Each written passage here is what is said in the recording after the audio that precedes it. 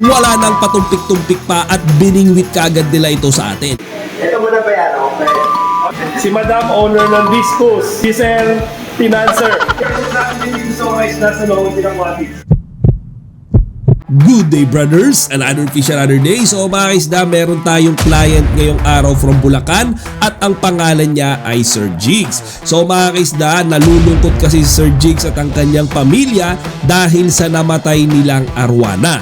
Siyempre matik na yan, diretso siya sa Noah Gin Aquatics para bumili ng kanyang natipuhang Malaysian Golden Crossback. At dahil sa sobrang excitement pagdating ni Sir Jigs sa store natin ay sinipat niya ito kaagad. At eto nga mga kaisda, yung natipuhang Malaysian Golden Crossback ni Sir Jigs. At dahil nga napakaganda ng quality at pasok na pasok sa budget niya, wala nang patumpik-tumpik pa at biningwit kaagad nila ito sa atin. Ito muna ba yan? Okay. O sige sir.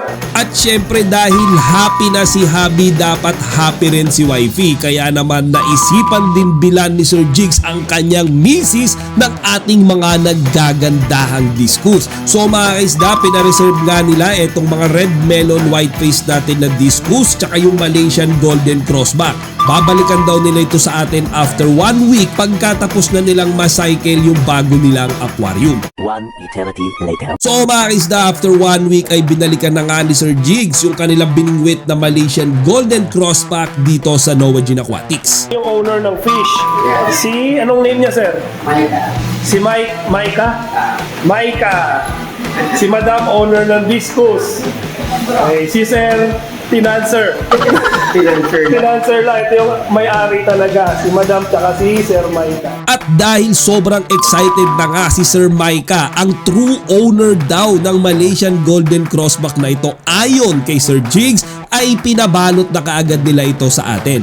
Actually mga kaisda, nag-offer ako kay Sir Jigs ng free delivery nito sa bahay nila, pero dahil gustong gusto na nga daw makita ito ni Sir Jigs na lumalangoy sa aquarium nila, ay naisipan na lang nila itong pick upin dito sa shop natin.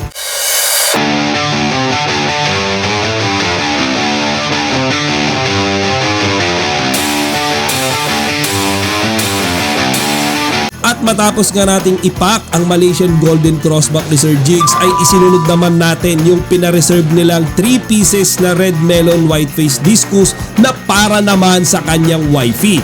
And to complete our transaction with Sir Jigs ay tinurn over na natin sa kanya ang certificate ng arwana na binili niya sa atin. Siyempre papakonfirm muna natin sa kanya na tugma yung microchip number at yung tag number sa certificate. So, ito yung nakuha ni sir ha. Solid na solid yan ha.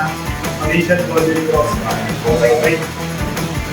So here po mga kaisda, nabingwit na lang natin yung Malaysian Golden Crossback ni Sir Jigs. Okay, napakagandang Malaysian Golden Crossback. Okay, of course, from Windsor Farm, sinamahan niya rin yan mga kaisda, no, napakalalaking mga discus natin dito. So, ayan. Pamasko niya ito para sa kanyang wife. Bago umalis si Sir Jigs, hindi muna tayo sa kanya na working feedback tungkol dito sa nabili niyang Malaysian Golden Crossback.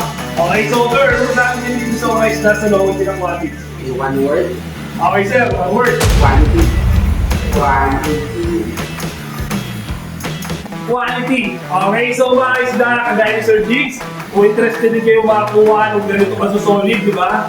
Ganito kagagandaan ng mga Malaysian Golden Crossback arwana. Don't hesitate, message lang kayo or tawagin nyo ako sa loob din ang Wati para makapagigit ka rin kayo. Deliver na lang muna and